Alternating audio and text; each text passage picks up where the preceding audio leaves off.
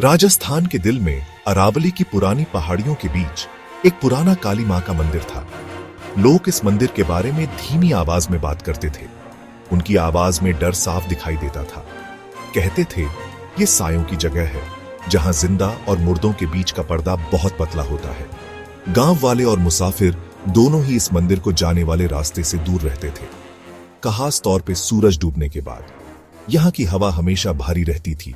एक अजीब सी खामोशी छाई रहती थी जो अनदेखी आंखों की कहानियां सुनाती थी। इस मंदिर के बारे में बहुत सी कहानियां प्रसिद्ध थी। कुछ लोग रात के सन्नाटे में खून जमा देने वाली चीखें सुनाई देने की बात करते थे। कुछ लोग अचानक और बिना वजह हुई मौतों के बारे में बताते थे जो उन लोगों को सताती थी जिन्होंने मंदिर की पवित्रता का अनादर करने की हिम्मत की थी। लेकिन सबसे डरावनी कहानी एक दुष्ट शक्ति की थी, एक काला साया जो मंदिर की दीवारों के भीतर रहता था। किंवदंती में दावा किया गया था कि यह शक्ति मंदिर का रक्षक थी जो अपनी जमीन की रक्षा करता था। जो लोग नेक इरादों से प्रवेश करते थे उन्हें कुछ नहीं होता, लेकिन जिस किसी ने भी देवी व उनके निवास स्थान का अनादर करने की हिम्मत की उसे उनके क्रोध का सामना करना पड़ा। समय के साथ ये कहानी गांव की जिंदगी का हिस्सा बन गई और इस मंदिर को एक खौफनाक जगह में बदल दिया। 1995 की गर्मी का समय था। मानसून लेट था और गांव पर भीषण गर्मी छाई हुई थी। कुछ दोस्त जो जवान और बेचैन थे अपने मनोरंजन के तरीके खोज रहे थे। उनमें से 4 लड़के थे। विजय जो निडर था, राजेश जो शक्की था, सुरेश जो शांत और सब देख रहा था और अमित जो डरपोक था और सबकी बात मानता था। एक उमस भरी शाम जब वे एक बरगद के पेड़ की छाया में बैठे थे, विजय ने जोश और बोरियत से भरा हुआ एक चुनौती दी। मैं तुम सबको आज रात काली मंदिर चलने की हिम्मत देता हूं, उसने घोषणा की। उसकी आंखों में शरारत चमक रही थी। इसके बाद जो सन्नाटा छाया वह आशंका से भरा था। राजेश जो हमेशा शक करता था, उसने कहा, क्यों? क्या साबित करने के लिए कि हम बेवकूफ हैं? सुरेश चुप रहा, लेकिन उसकी चिंतित आंखें बहुत कुछ कह रही थी। अमित पीला पड़ गया और कांपते हुए बोला, हमें नहीं जाना चाहिए। लेकिन विजय जो जवानी के घमंड में अंधा था, उसने पीछे हटने से इनकार कर दिया। क्या तुम सब डरते हो? उसने ताना मारा। उसकी आवाज में मजाक झलक रहा था। उसकी बातों का उन पर असर हुआ। एक एक करके डर और दिखावे के मिश्रण से प्रेरित होकर वे मान गए। जैसे ही चारों लड़के मंदिर के पास पहुंचे, घड़ी ने 12 बजा दिए। रात में चिल्लाते हुए झिंगुरों की आवाज के साथ उनके दिल एक लय में तेज हो रहे थे। जैसे ही उन्होंने मंदिर के आंगन में कदम रखा, हवा काफी ठंडी हो गई। गर्मी के मौसम के बावजूद एक ऐसी ठंड जो उनकी हड्डियों तक रेंगती हुई लग रही थी। मंदिर का एक समय परिचित परिवेश अब खतरनाक लग रहा था, जो एक अप्राकृतिक अंधेरे में डूबा हुआ था।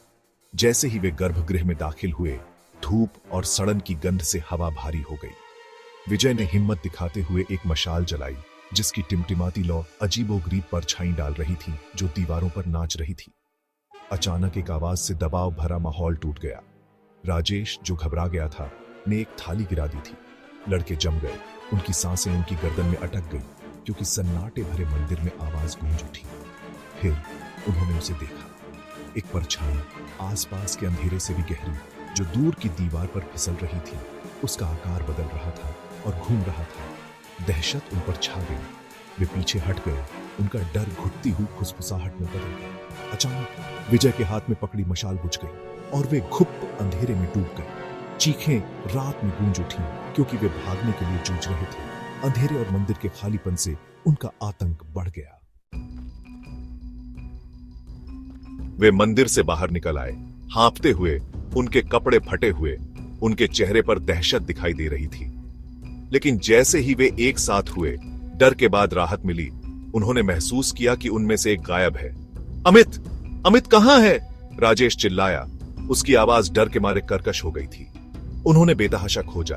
उनकी पुकार रात के सन्नाटे में गूंजती रही, लेकिन कोई जवाब नहीं मिला। सूरज उगने के साथ ही वे मंदिर के प्रवेश द्वार के पास एक साथ दुबके हुए थे। उनकी उम्मीद कम होती जा रही थी। यह सुरेश था, जिसका चेहरा पीला पड़ा हुआ था। उसने उसे देखा।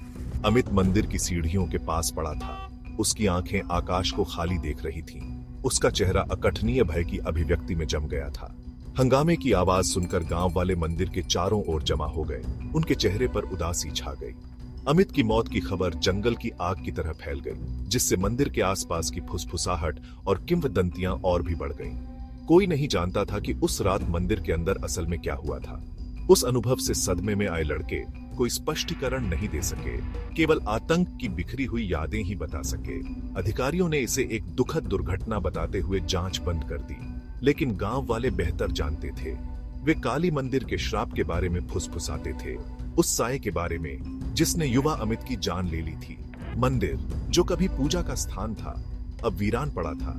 उस रात उनके गांव में आए आतंक की एक भयानक याद दिलाता था, और कहा जाता है कि वह साया अभी भी मंदिर की दीवारों के भीतर छिपा हुआ है, अपने रास्ते को पार करने वाली अगली भोली आत्मा की प्रतीक्षा कर रहा है।